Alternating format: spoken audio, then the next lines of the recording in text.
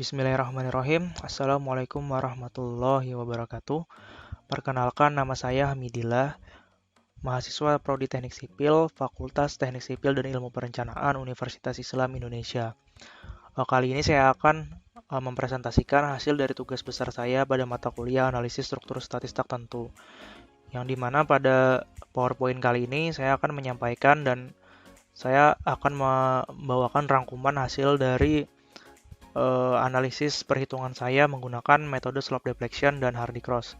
PowerPoint ini disusun oleh saya sendiri dan dibimbing oleh Ibu Novi Rahmayanti selaku dosen pengampu dan Mas Mikdad Khosy Akbar selaku asisten dosen.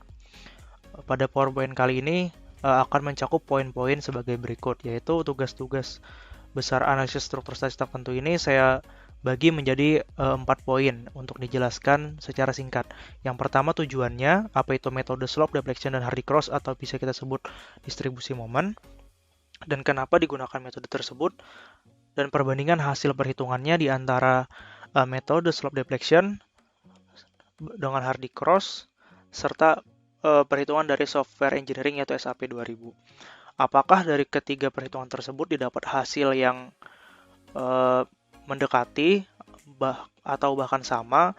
Nah, nanti akan dibuktikan oleh tabel hasil perhitungan yang akan saya bawakan di PowerPoint kali ini. Yang pertama yaitu tujuannya ya seperti yang saya sampaikan sebelumnya, yaitu membandingkan hasil perhitungan analisis struktur pada portal dengan metode slope deflection, Hardy Cross, dan analisis software pada software engineering SAP 2000. Metode slope deflection adalah metode analisis struktural untuk balok dan kerangka yang diperkenalkan pada tahun 1914 oleh George, yang dimana metode tersebut dijelaskan yaitu metode defleksi lereng yang banyak digunakan selama lebih dari 1 dekade hingga sampai ditemukannya distribusi momen atau Hardy Cross. Selanjutnya adalah metode cross atau metode momen distribusi atau distribusi momen sama saja, yaitu adalah metode pembagian momen berdasarkan kekakuannya. Jadi nanti pada step-stepnya akan dibedakan pada nilai kekakuannya dan persamaan slope deflection.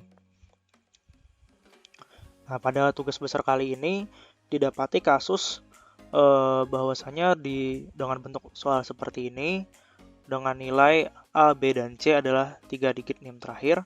Seperti yang diketahui pada awal PowerPoint tadi, NIM atau nomor induk mahasiswa saya adalah 071, sehingga A sama dengan 0, B sama dengan 7, C sama dengan 1. Yaitu bisa dimasukkan saja angka-angkanya, yang dimana 3,B artinya adalah 3,7, 5,C adalah 5,1, dan seterusnya. Nah, jadi untuk langkah-langkah dalam metode slope deflection singkatnya seperti ini, yaitu menentukan momen primer atau FEM. Yang kedua adalah persamaan slope deflection. Yang ketiga menentukan momen ujung, menghitung momen ujung atau momen akhirnya, lalu menggambarkan free body diagram dan diagram NFD, SFD, dan BMD. Perlu diketahui bahwasanya untuk free body diagram tidak saya sertakan dalam PowerPoint kali ini, tetapi tertera pada PDF yang saya kumpulkan atau lampirkan karena untuk mempersingkat waktu dan efisiensi waktu.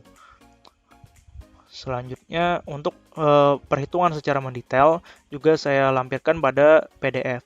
Untuk PowerPoint dan penjelasan di PowerPoint kali ini saya hanya menyertakan kesimpulan akhirnya saja, yaitu terkait validasi nilai-nilai akhirnya.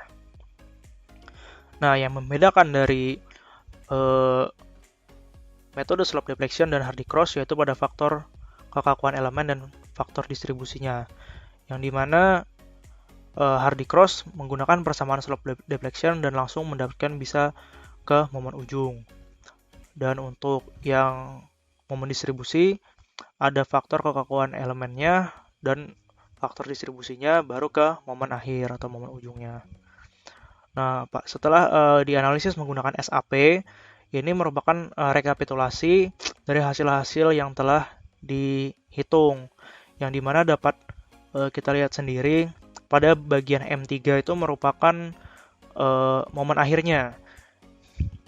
M3 tersebut merupakan output atau hasil analisis dari software SAP 2000 yang Di sebelah kanannya atau di bagian tengah yang dengan huruf huruf bold itu merupakan hasil perhitungan analisis menggunakan metode slope deflection dan di bagian sebelahnya merupakan hasil dari analisis metode Hardy-Cross, yang dimana dapat kita ketahui bahwasanya hasil-hasil dari analisis tersebut benar-benar sangat mendekati.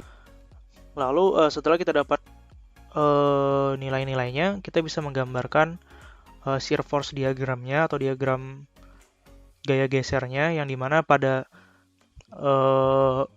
tabel kali ini ditunjukkan pada kolom V2, merupakan nilai-nilai untuk shear force diagram.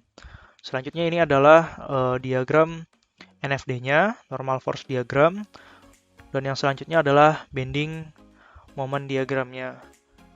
Setelah dibandingkan hasil-hasil tersebut, dapat ditarik kesimpulan bahwasanya hasil analisis menggunakan metode Hardy-Cross, moment distribusi dan slope deflection memiliki nilai yang serupa atau bahkan mendekati sama dengan analisis yang dilakukan pada software engineering SAP 2000, yang dimana mungkin nanti terdapat perbedaan tanda positif dan negatifnya, namun hal tersebut tidaklah masalah karena memang terkadang pada software SAP 2000 sering terbalik-balik seperti itu. Terima kasih. Atas segala kekurangan dari penyampaian saya ucapkan mohon maaf yang sebesar-besarnya. Sekian dari saya. Assalamualaikum warahmatullahi wabarakatuh.